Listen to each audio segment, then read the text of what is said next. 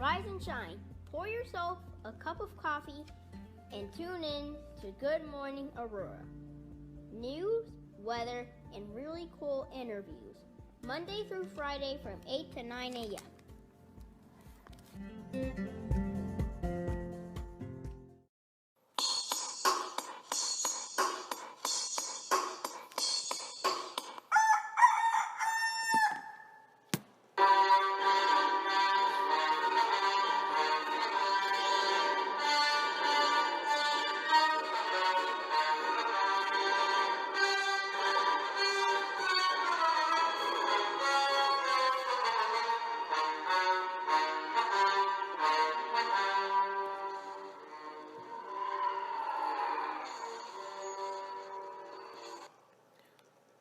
Chapter 14, A Narrow Escape.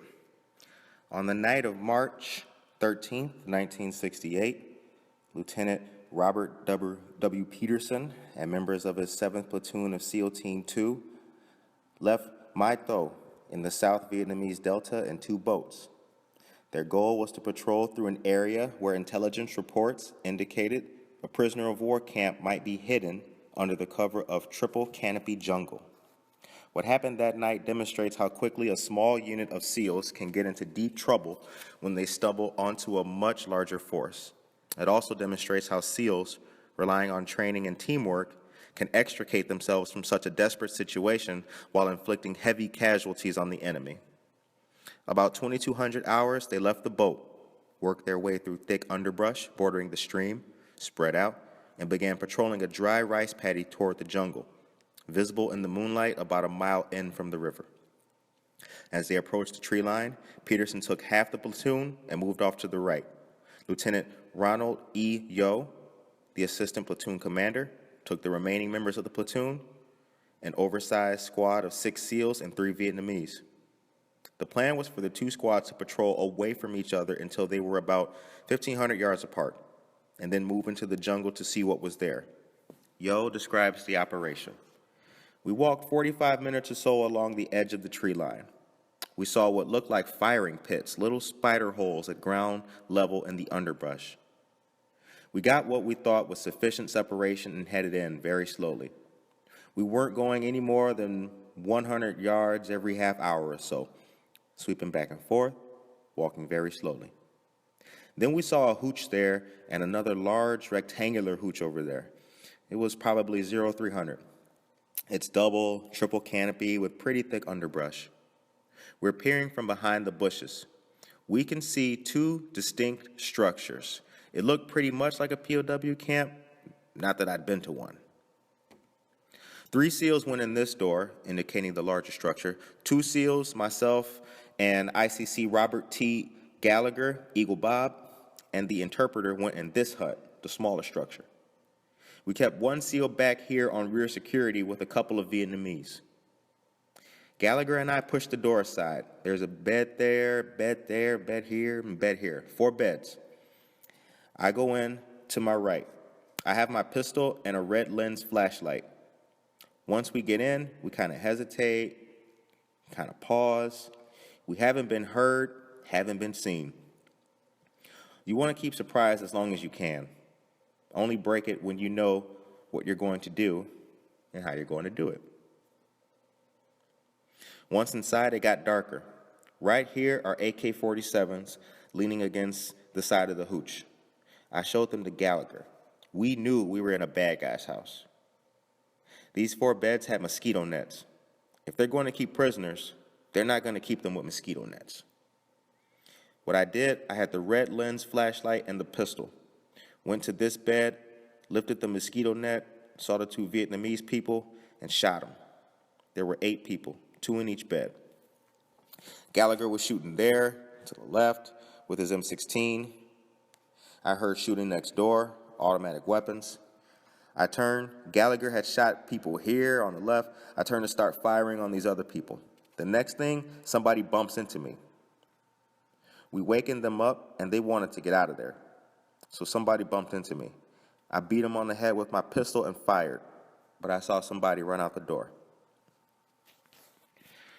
That's an excerpt from our reading of the day from a wonderful book called Never Fight Fair by Aurora Kelly. Navy SEALs, the stories of combat and adventure. It's an excellent book, again, by Aurora Kelly, published by Presidio, which is out of Novato, California.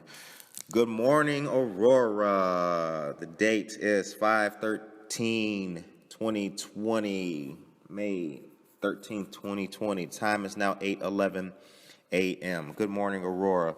Once again, the very first daily news podcast coming to you live every single day from lovely downtown Aurora and broadcasting out to the rest of our wonderful, awesome, fair city. Hope this day finds you guys very well, nice, peaceful, relaxed, and all that. I hope you took a shower and you're ready to go and all that. You shouldn't be in bed anymore. I mean, who's in bed sleeping right now? Everything is nice outside. It's a very sunny day, sunny, beautiful day outside here in downtown Aurora. Weather right now is 47 degrees, feels like 51 degrees. Humidity is 50%. Sunset today will be at 8:03 p.m. Does look like we have some rain in our forecast today, though. However, rain, 61% chance of rain.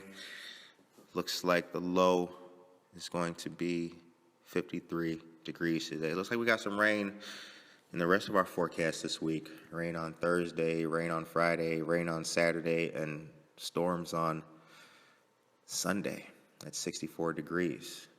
It's a pretty depressing outlook. But I like rain. If you're like me and you like rain and storms and all that other kind of stuff, then you will be happy as hell looking at all this gloomy weather. All right, the time is now 8:12 a.m. Got some great updates and announcements for you guys with what we got going on here in the city. Free mask drive-through giveaway. Saturday, May 16th from 10 a.m. to noon at the Aurora Transportation Center, a.k.a. the Metra, right there downtown, attached to Two Brothers. The city of Aurora, in collaboration with Dr. Willie Wilson, will be donating 1,000 masks to help stop the spread of COVID-19. Again, that's Saturday the 16th from 10 a.m. to noon at the train station downtown. Also, we have the Aurora S.T.A.B.L.E Fund standing together with Aurora Businesses Local Emergency Fund, set up in the wake of COVID-19. A forgivable loan program to help stabilize small businesses impacted by the COVID-19 crisis. It's a partnership with Invest Aurora and the Aurora Regional Chamber of Commerce. The fund will provide $1.4 million in forgivable loans to small businesses. That application is due Friday, May 15th by 5 p.m. Please, let me reiterate. Let me say that again for you. The application is due Friday, May 15th by 5 p.m. Not Saturday at noon and not Thursday at 4 p.m. Friday, May 15th at 5 p.m. The application is due. The application can be found at www.investaurora.org. All right. So, as we do, or as we rather have done, we have a very special interview coming up at our interview slot time at 8:30 a.m. Our interview today will be with local Marine Corps veteran and resident Ale Hernandez, a very dear friend. We will be discussing what the Marine Corps was like, learning a little bit about that. And Ale recently went back to work in the wake of the COVID-19 and being shut down, or rather off of work. She went back to work on Monday, so we're going to hear what that first 2-3 days here has been like for her going back to work and what's going on with that. We'll also get a brief description of Latinx, what that term means. I actually just found out about that term not too long ago, strangely enough. I've been seeing it all over the place. Friends of mine were posting it here, social media and all this, and I kept thinking that they were spelling it wrong. I was like, why the hell why does everybody keep making the same mistake? Why do they keep adding an X after that? Is it Latins? What the hell is that? But I found out what it means, so we'll get a brief discussion about that as well. The time is now 8:15 a.m. Daily COVID-19 information and data. At this very moment, May 13th, from the CDC's website, that is the Center for Disease Control and Prevention. At this moment, total cases 1,342,594 total cases of COVID-19 in the United States of America, with 18,106 new cases. That's compared to yesterday's data. Total deaths, 80,820, with 1,064 new deaths. Again, that's compared to yesterday's. Those figures come directly from the Center for Disease Control and Prevention, CDC 24/7, saving lives, protecting people. That's cdc.gov. All right. Also, it shows you, it breaks it down, cases and deaths by state. 26 states report more than 10,000 cases of COVID-19. There is a colored map as well. And if you go further down on their website, excuse me, you have the ability to add that map to your website if you so choose. So you can get the most up-to-date and accurate information from this website. New cases by day are shown as well. Data by date is shown, and also cases by race and age. Data was collected from 1,048,459 individuals, but race was only available for 492,871 people. That's 47%. Again, all of this information is available on the CDC's website. As we know, COVID-19 has been impacting African American and Latinos particularly hard. Saw some interesting topics in the news today that were, I think, very, very, these are the kind of things I think that we all need to be understanding of, because in my personal life and the folks that I represent, a lot of them are out of work, but some of them are still working. And I saw an article about truck drivers. This comes from Business Insider. I'm going to read you some of this briefly. Truck drivers have emerged as some of the most essential workers of the coronavirus, but they're not getting paid like it. Truck drivers are getting sick of memes praising their work. They'd rather just get a pay raise. Instead, their rates are crashing to lows not seen since 2009. Meanwhile, America's grocery stores, gas stations, and ATMs would run dry in 2 to 3 days if it weren't for truck drivers. When our president gave 4 truckers golden keys and declared to them the foot soldiers, and declared they were the foot soldiers of America's fight against the coronavirus last month, truck driver Joe Plummer felt heard, but still hopeless. We as truckers love and support our president, but unfortunately, that doesn't pay the bills. A typical rate for Plummer to take truckloads of goods from his home base of North Carolina to Los Angeles has plummeted from $4,700 2 months ago to $2,700 today. Meanwhile, his applications to the federal government to receive paycheck protection or a small business loan have gone unanswered. The $2 trillion stimulus bill signed into law in late March did not provide any coverage for America's trucking industry, which has been in recession since late 2018. Plummer's plight resembles what truck drivers across the country have faced since the beginning of the coronavirus pandemic. But the work of truck drivers is crucial to keeping the U.S. running, and they've only become more foundational to the country since the coronavirus pandemic has stressed food and medical supply chains. Even in typical times, American society would crumble in days without truck drivers. Grocery store shelves would run out of stock. ATMs would be empty. Landfills would start to overflow, and naturally, your online orders would be delayed. Hospitals are stocked multiple times a day with fresh equipment thanks to truck drivers. And these supplies are moved along the production cycle through trucks. But even the truck drivers who move critical life-saving equipment are scrambling to make ends meet. Thomas Ramirez, who lives in Los Angeles, is a truck driver who moves medical supplies around California. Even though his work is needed today more than ever, He said his pay has declined by 20% since the beginning of the year. The data backs up what truck drivers have anecdotally noted. Rise and shine. Noticed. Cash Information Systems, which handles $28 billion in freight expenses each year, said the average rate that truck drivers were paid in March buckled to its lowest number since 2009. In April, America's largest trucking manufacturers reported the smallest number of new truck orders since September 1995.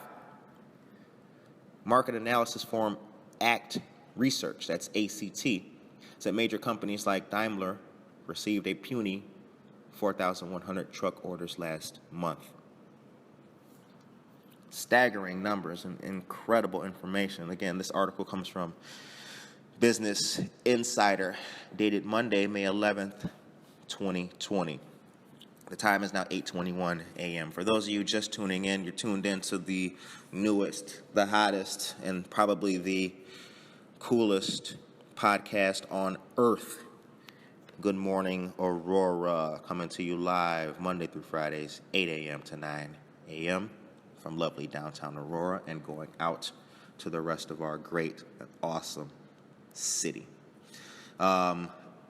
To reiterate for those who are new to this podcast and what it is about, we serve and have two goals here on this podcast. The first is social justice. We will be sure to hire.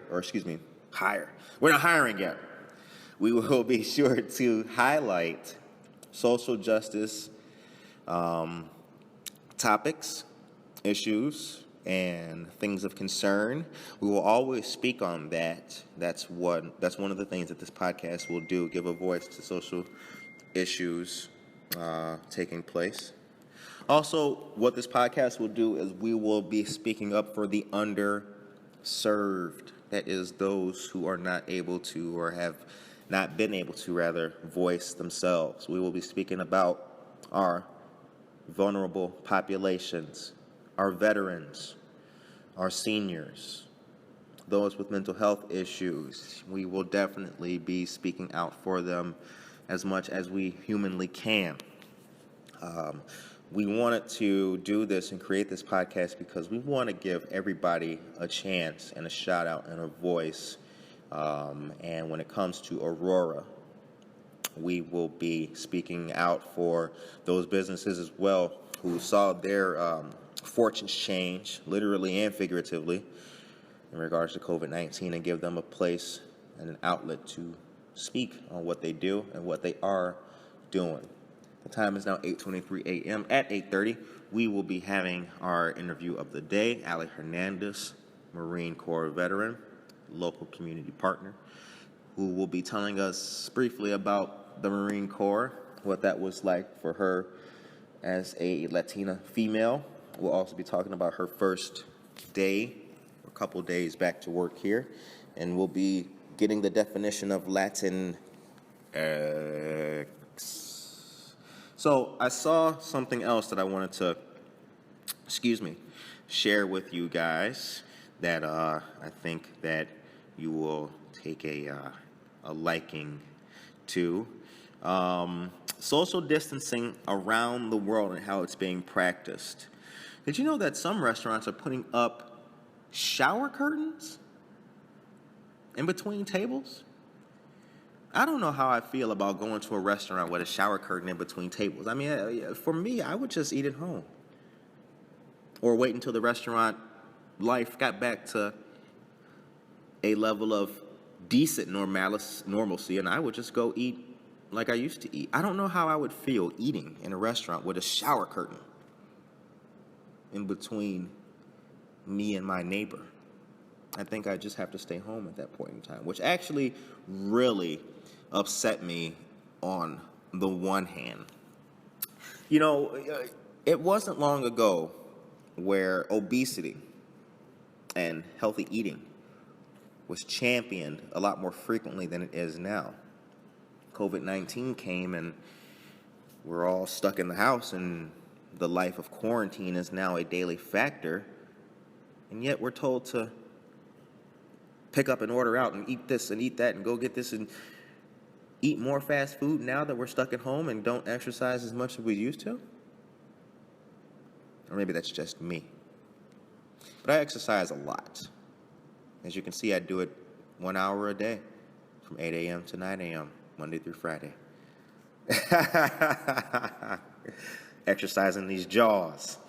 The time is now 8:26 a.m. Going live with Ale Hernandez here at 8:30 a.m. That's going to be going on real quick here. We still got about another 4 more minutes. A railway worker who died after being spat at was forced to go back on concourse after incident. A railway ticket office worker who died with coronavirus after being spat at while on duty was allegedly told to go back to work the rest of her shift. Abe Mujinga, who had an 11-year-old daughter, was on the concourse of Victoria Station in London on March 22nd when a member of the public who said he had COVID-19 spat and coughed at her and a colleague. Ms. Mujinga's union, the Transport Salaried Staffs Association, TSSA, said there were now, quote, serious questions, quote, end quote, about the death that must be answered. Both Ms. Mujinga and her colleague fell ill with the virus within days of the attack, and Ms. Mujinga died in hospital in Barnet on April 5th. Ms. Mujinga's husband, Lusamba Godi Katali, said the suspect walked up to his wife and spat in her face. He said the man then asked her what she was doing, why she was there, and she said they were working. The man said he had the virus and spat on them. They reported it to their supervisor. Abe came home and told me everything. Colleagues of Ms. Mujinga have spoken on their own safety fears following the spitting incident. Gate worker Victor Bangura, 34, told PA, "We are all vulnerable." He added, quote, "I was very shocked. It is the last person I would expect it to happen to. She was a nice person, looked healthy. She was a mother. Imagine you see someone like me, and the next time they are dead. My whole body went into shock. I was very, very emotional. We are all vulnerable in the same station. It could happen to any one of us," end quote. Ms. Mujinga's family claims she and her colleague told supervisors they were scared for their lives and asked not to be sent back to work on the concourse. However, they were told that people were needed to work outside and were sent back for the rest of their shift, according to Sky News. Ms. Mujinga's husband claims the two women were not given personal protective equipment, PPE, while working with the public at the station. He said, quote, "They weren't given masks or gloves, so they were exposed to everyone. It's her employer, the company, and the state who have to look at that," end quote. When asked about the incident and the lack of PPE, Transport Secretary Grant Shapps told BBC Radio 4's Today program, quote, "My heart goes out to Abe.'s family. Nobody should be spat at. This is not a question of PPE. It's just disgusting, and I know that the British Transport Police are investigating. So very, very sad. Her death, and indeed the deaths of around 50 transport workers, is something I take particularly seriously," end quote. Shapps said he had sent guidance to service operators, added that PPE was, quote, "broadly recommended," end quote, for transport workers by Public Health England. The time is now 8:30 a.m. We are going to be going live at this very moment with our awesome, fantastic, wonderful, great friend coming to us live from Aurora, Marine Corps veteran and local community partner, and fantastic bike rider, Ale Hernandez. Good morning, Ale. Good morning. What is going on, Aurora? Good morning. Good morning. Good morning. To you, Chris. Welcome to Good Morning, Aurora. How you feeling? I'm good. That's good. That is very good. The sun rose today. Thank God. We're awake. We're alive. We're here. All right. It's a very bright, nice, and shiny day outside too. Nice and beautiful. Nice, slight chill. Have you had your coffee yet? Oh yeah.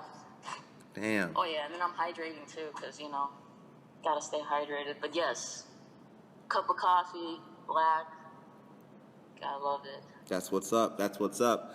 So, Ale, you are a Marine Corps veteran, And you're born and raised in Aurora, is that correct? Correct. What part of Aurora are you from? The west side of Aurora. The west side. Yeah. For our listeners, is the west side really the best side? Depends who you ask, huh? Word up. Straight up. Yeah, cause here's the thing. I like the west side, but I like the east side too. But there's a different feel on both of the sides. But the feel I like different parts of the west side feel differently, and different parts of the east side feel different. You know what I'm saying? Like so, I've not been able to settle on one or which side I like more, basically. So that's why I asked that. The time is now 8:31. So now you were in the Marine Corps. Yes. How long were you in the Marines for? 4 years. What was that like? Very interesting. Very interesting, huh? Yeah. Yes, because I was really young and trying to figure out what I was going to be doing with my life. And at the time, who was in office? That was Bush. Bush was in office. Things were a little different when it came to being out because I identify as a lesbian. So I had to keep that as a secret within some people in my command. Never got in trouble for it, but I know that some people have, and that's very unfortunate. They should have been able, I feel, at least, that they should have been able to serve without having any repercussions, without getting kicked out. So, with that being said, it was a very interesting time. Got to deploy. To be honest with you, there's a lot of things that happen in the military. There's a lot of issues, and one of them is sexual harassment, military sexual trauma. I had to deal with some harassment, and like I said, I'm just really glad that my command was able to back me up, that I had people that I could turn to talk to about it, that I didn't feel alone. So that's why I say it was really interesting, because not only was I like serving and like staying up to standards with the Marine Corps as far as like physically, but I also had to worry about other things, like not being kicked out, for Right. identifying as a lesbian. Very hard to date, as you can imagine, during that time. Right. And then just something that a lot of people probably know about, but don't have much knowledge on because they don't have to experience this. But losing our comrades, whether it's out in the front lines or when they come back because of PTSD, because of suicide, the suicide rates. That's what I'm talking about here. Right. So I've lost 2 friends of mine, and that's been probably really difficult, very traumatic. But I feel like every day we should honor them, and that's what I try to do with my work, with what I do. When I was going to UIC, because I was graduated last year, but I was working with the veterans club that they had there. At UIC? Yeah. What's the name of it for those for the listeners? Oh man, I'm stumped right now on the name, to be honest. Well, listeners, holla back. Holler back. I'm stumped on the name right now. It's too early. Sorry. It's all good. And this was at UIC. So, but it's a veterans organization that's within UIC. Yes. Okay. Correct. Okay. But the point I'm trying to make here is that just circling back to your question. Honestly, it's just like saying it's that it wasn't that easy. It was very difficult. There were some challenges, like I said.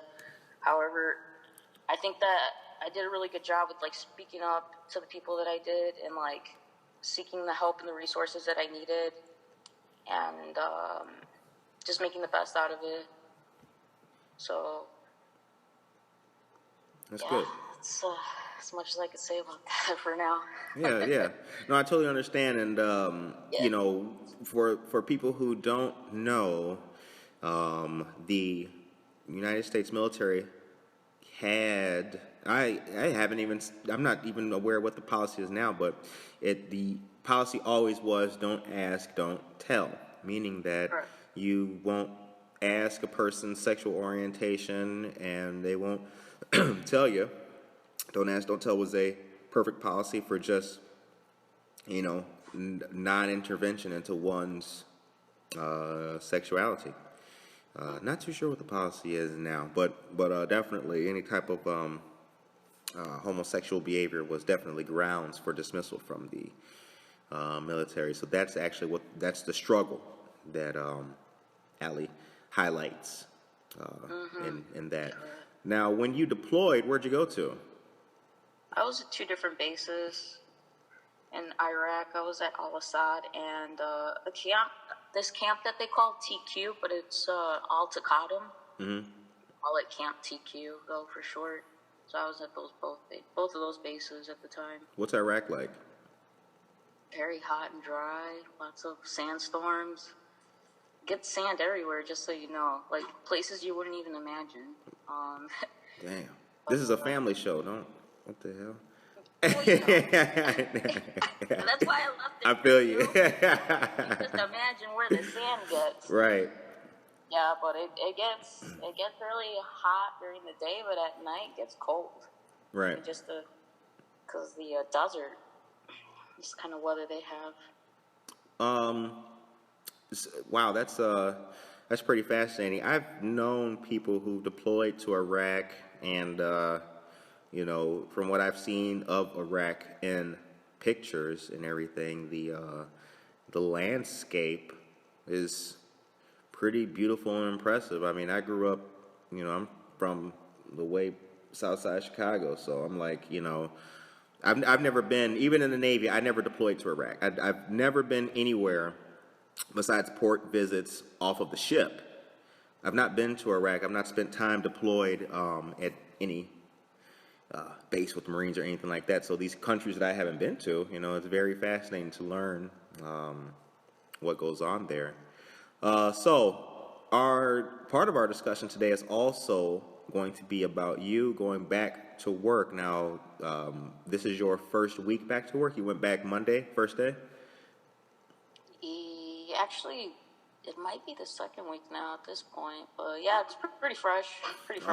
And how long were you off of work before going back? Like a week and a half, almost 2. Wow. How'd you feel when you were going back to work? Were you happy to go back? I was anxious, to be honest. Anxious to see what happened at the store. I worked for O'Reilly Auto Parts. Anxious to see what had occurred during our time, what kind of situation I was going to walk into, happy, unhappy customers, especially our like the ones that live in the neighborhood, like the ones that come and frequent us a lot. Like, I was worried about those, if they were happy with the service. But in regards to like the team and safety, I was also worried about that because I didn't know what protocols were in place, what were we doing to take care of our team members at O'Reilly. So I was pretty apprehensive and just like anxious about that situation. Now, O'Reilly has requirements of masks in the store and all that kind of stuff? Yes, after we got back from being in quarantine, my team and I, they finally, we were issued masks, and we were able to get access to gloves because for a while we didn't have those things, to be honest, at our store at least. But yes, we did get those PPE items at least so we could try to work safely. Honestly, the real battle with this whole COVID-19 pandemic has been when it comes into regards of like people coming into the store, is that a lot of them do not want to respect the whole social distancing and wearing their mask. What? They feel What do you mean? uncomfortable. Explain that a little bit better. Well, pretty much like some people come in and don't wear it. They want to get it. They want to like get by without having it in the store, but they have to understand that like they could be putting all of us at risk and the other customers. So we need to be safe. Just people trying to come in without using them, and that just makes things unsafe for all of us. So it's kind of annoying having to tell grown adults every day to wear their mask. So, like, dude, heads up, wear you're your 70 mask, years please. old. Oh, I don't need a mask. Like, sir, please, just put the mask on. Yes, dude. I want to come home to my family. I have nephews. I have parents. Like, I don't want to infect anybody. Like, and I'm sure they don't want to infect their families either, the customers or what have you. So, please, let's all do our part. And you know, to be honest with you, just to kind of like make it so they could understand. I kind of tell them straight up, like, we have people in our company that have been infected, so it would behoove you to please follow the guidelines. These are things set up in place to protect you and us, so we could stay open because we are considered essential. Right. Jeez Louise. O'Reilly Auto Parts is located on Lake Street in Northgate Plaza for those who are interested.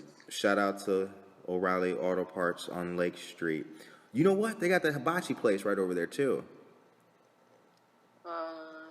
That big Chinese restaurant? Yeah, right? Aren't you at the one on Lake Street? I've never been to that place. Usually, well, you know what? I haven't had hibachi in a while, but I know there's some really good sushi spots, and there's one in Oswego that I like to go to. We can't be talking about sushi right now with the COVID-19. This is crazy. True, but low-key, I'm ordering sushi on Friday. Right. How did we get on food anyway? My bad. I don't know what the hell we're doing. It's all good. Crazy. All right. So anyway, but that is the one that we're talking about, right? Over there in the Northgate Plaza. You know what? I don't know if there's a. To be honest, I'm not sure, but I'm not even at that location anymore. I'm actually at a different location. Oh, okay. All right. Yeah, I'm at a different location now, which I'd rather not disclose at the moment. My bad. You know what? I was just putting it out there. Yeah, my bad. No, it's okay. Because I don't know who's going to listen, and I'm sure everybody's going to put two and two together, but I'd just rather not. Right. Let them figure it out. Right, I feel you. So, now we're going to talk about, or I was going to ask you for a brief description on one of our terms, LatinX, that I had just become familiar with. But I wanted to ask you one more thing about the working and the going back to work and everything like that. Have you seen in yourself, in your own everyday personal life, have you seen other, or do you know other people who are, fearful or worried about going back to work because their jobs don't have adequate PPE? Do I know anybody that's scared to go back to work? Yeah. No, not personally, not anybody I can think of. Right. I'm sure there's a bunch of folks out there, though, that are scared. Who's to blame them? I mean, this pandemic, this virus, it doesn't discriminate. Right. It does not discriminate, and so, but no, I don't know anybody though. If the beach was open, would you go to it? No. And even if there was music festivals, which I love, I would hold off on those until next year because it's just a risk. I'd be down to see my friends if everybody was good, but just things like that. Like now, it's crazy, right? That we have to think about these things, right? Before we didn't. Exactly. So. Like the day we were, we met up in downtown when you were riding your bike. Remember that day? Yes. It was like, that was a nice day. Yeah, it was. It was so cool. I mean, we were socially distancing, but still, it was like, because we weren't doing that months ago. That was crazy. Yeah, exactly. It's like now there's like a new, like something new that we have to do. We have to like wash our hands more often, like all these things that we just have to do more often. But like, yeah, social distancing is definitely like this new thing that a lot of people aren't used to, and wearing masks, which I totally get. You know, I'll be honest with you, and for the listeners, like, here's the thing. Like, I don't, I socially distance all the time. I have no problem staying 6 feet away from people in a line or something like that. I have no issues. If the store says you got to rock a mask, and I walk in without one, I'll come back when I got a mask. I have no problem with that. The thing that I do find somewhat perturbing is that, like, it kills me how many people I don't think were washing their hands before this. Mm-hmm. Like, I literally heard a conversation at a well, I'm not going to say the name of the restaurant I was at. But, and this was not the restaurant employees or staff, and it was not in Aurora. I happened to be in the line of a restaurant, and I was standing behind these people, and I heard them talking. They were like, yeah, I mean, how many times a day am I supposed to wash my hands, man? And I was like, right. And I was like, and I thought about my life before this. Like, I was washing my hands all the time anyway. You know, like, you just got to wash your hands. And I don't think people were washing their hands on a normal basis at all. Because there's a lot of people who are offended by being told to have to wash their hands. Yeah. I think it's like this They're whole like, my psychology hands, thing my too, body. though, to that. Might be like this whole psychology thing to it, though, like I was going to say. People probably just like, I don't know. They're just like, what? This is a new norm? Like, dude, I mean, like, this is something we should have been doing. Like, you should be practicing hygiene every day. Right. Exactly.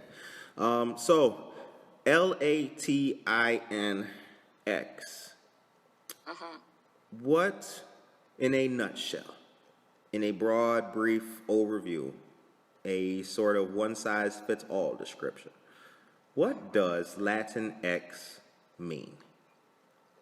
Well, it's definitely a very inclusive word because, and I say that because it's like gender neutral. That's what the X is for. Okay. It's like an alternative. And it's referred for like Latinos or anybody that's like a Latina that identifies as Latino or Latina. But here's the thing. Latinos are pretty much anybody that comes from countries who weren't colonized by Spain, the Spanish, or by the Portuguese, you know, Portugal. So that's what the X means. It's just like this really gender neutral word, term that's been, I think from what I saw on, because I was doing like a little research on like when this term was coined. I think it was back in like the early 2000s, but it might have been, I might be wrong. The early 2000s? Wow, okay. Yeah. However, I do want to share, there's some really good references, some books out there right now that people could read during COVID-19 that will better explain and about, like, you know, this term Latinx. There's the book, The House on Mango Street. Okay. And then there's a book called I'm Not Your Perfect Mexican Daughter. The House on Mango Street, I think I might have that one. The House yeah, on I Mango do. It's by Street. Sandra Cisneros. The House on Mango Street, okay. Yeah, so I recommend those books for anybody right now that's under quarantine, that can't work, that's looking for a book to read to give you a better idea what Latinx, because, you know, gotta keep it brief. Right. I'm short, but those are some really good sources to read. And we will make sure that we give those books a shout out when we post this interview. The House on Mango Street, and who's the author? Oh, that one's Sandra Cisneros. Okay. Sandra Cisneros. And what was the other one? Oh, the I'm Not Your Perfect Mexican Daughter. You know what? Give me one sec. Because I do not remember off the top of my head. Let's see. I probably apologize for the delay on that, but... No, you're good. Is it Erica Sanchez, or am I wrong? Hold on. I might be wrong. You're out of touch. You're out of touch. Going out of my head when you're not around. Erica Sanchez. Erica Sanchez. Yeah. Okay. Yeah, those are some really good references right there. I'll make sure that the folks get the titles of those books and their authors so they could check them out on their own. Good listening, or rather good reading to check out as we are all quarantined. And for my Latinos and my African Americans out there, you need to be reading more books anyway. Turn off World Star Hip Hop and open up a book. This morning's reading was from Never Fight Fair, Navy SEALs, The Stories of Combat and Adventure by Orr Kelly. We've got two other new titles that were just given to us. The House on Mango Street by Sandra Cisneros, and I'm Not Your Perfect Mexican Daughter by Erica Sanchez. So that was a good brief description about what LatinX is, and for the listeners out there, I just wanted to reiterate and highlight that I personally knew nothing about what that term meant or what it was, and decided to ask a friend of mine. So the time is now 8:52 a.m., and we are going to wrap up here in about the next 8 minutes. So, Ale, one of the things that I have to ask you, this has been on my mind for a long time. What's that? What the heck kind of music do you listen to? You know, we've been friends. I don't know what the hell's going on here. Like, I can't, you're on some, man. You're like the one friend of mine I just don't know. And then when it comes to speaking on our vets, what people don't understand, and I don't think about a lot of veterans, is that our tastes may vary wildly.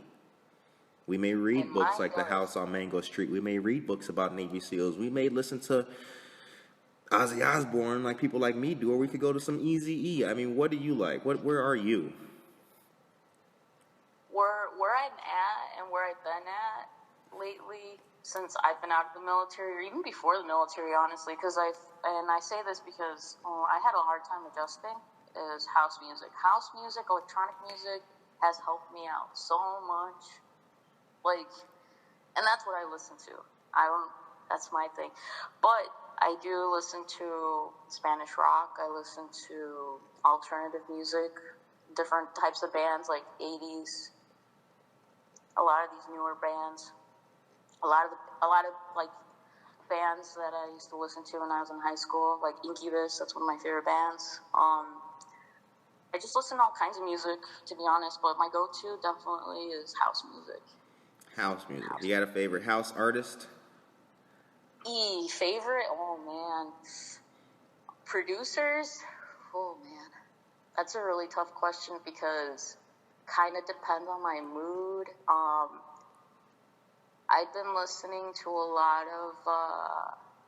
there's a producer from the West Coast. I believe he's from the West Coast. His name is Lane 8, but his first name's Daniel. I've been listening to him a lot. But he has a lot of artists in his label that I also listen to. So I've been listening to that group of artists, or producers. But yeah, it's a really tough question because I like a lot of different producers. So I'm all over the place when it comes to that. Uh-huh. And house music, what kind of house are we talking about? We're talking about like bang bang bang skis skis skis bang bang bang skis. Like what kind of? That's some old school. Or maybe I'm showing my age here on the radio. I mean, it's more like deep house music, progressive, tech house. Tech house is also good. Oh, okay. But there's a lot of these producers. I noticed that once they gain like a good following and have established themselves, they start opening up like their own labels, and they start introducing all these other amazing producers that are out there that need like a platform, and he's been giving them a lot of opportunities. You know, and I know that there's other producers out there that do similar things. There's other labels out there in the electronic music world. But yes, electronic music. Electronic music. Interesting. Moby. Yes. He's electronic, right? He's the only guy I know. I've seen him. Yeah, I've seen him actually. He looks like a cool dude. Yes. I remember, like, before I knew who the hell he was, I remember, like, I just kept seeing him in magazines and stuff. I guess I'm old now. But it was like, he's bald with glasses. I was like, yo, that dude looks cool. Moby. Yeah. He had a beef with Eminem once upon a time, right?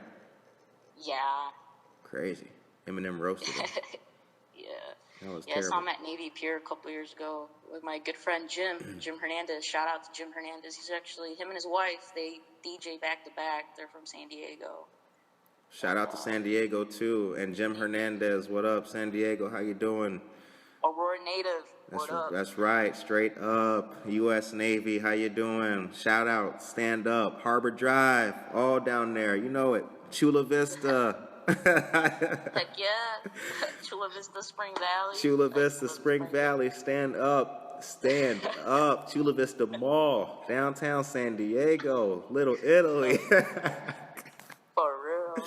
Seal Beach, Coronado. Where you at? Oh. Good times, good times. You know, so here's the thing. I will never forget that the absolute awe I felt when I got shipped off to San Diego, being in the Navy and first touching down there. I was like, holy cow. The day, so I'll tell you an interesting story. The time is now 8:57 a.m., then we'll wrap this up. But I got to the barracks on what was called the dry side, the side opposite from the ship, and my ship was out to sea, so they were coming back in like a week or something like that, and I was going to go to the ship when they came back. And like a day or two after I got there, the skies were just like a weird reddish color, like a weird red color, and I was downtown San Diego, and I'm hanging out, having a beer here, and sitting on the porch, or not the porch, but the like outside cafes and all that, and big chunks of ash were falling from the sky. There was like a wildfire or something going on wherever the hell it was. The sky was a dark red burn, fiery color in the distance, but everybody's out here mingling and having a good time and eating and chilling. I'm having a beer, and there's big chunks of ash falling from the sky. And I called my mom, and I was like, I see why they say that San Francisco, you know, the West Coast is going to go to hell. Not San Francisco, San Diego. You know, like, it was just, like, evil. I was like, holy cow, like, is this really the world of sin? Like, whoa. It was very interesting to see, like, life going on, people having drinks and having a good time as a wildfire is raging and ash is falling from the sky. It was very morbid and apocalyptic. Yeah. And that was like day 2. That was fucking, or excuse me, that was weird. Nice little freaking welcome. Yeah. It was like, yeah. But boy, that's a good memory though. I'm glad you brought that up. Only a fellow West Coast vet would know that, man. Good times. San Diego, Cali. Yeah, man. Very expensive. Can't wait for a chance to go visit again. Yep. Well, the time is now 9:00 a.m., and that brings our third episode number 3 of Good Morning Aurora, to a close. On the line, we just had the wonderful, my friend and yours, Ale Hernandez, Marine Corps veteran and Aurora, Illinois native, current resident, and fellow community partner. Ale, I hope that you have a good rest of the day today. I'll be in touch because we're friends. And for all of you out there, thanks for tuning in to another episode of Good Morning Aurora. We'll be back online, and we'll see you guys tomorrow morning, bright and early, 8 a.m. Thanks for staying tuned to the hottest, coolest, and most awesome podcast that ever existed, coming to you live out of lovely downtown Aurora. Peace. Peace.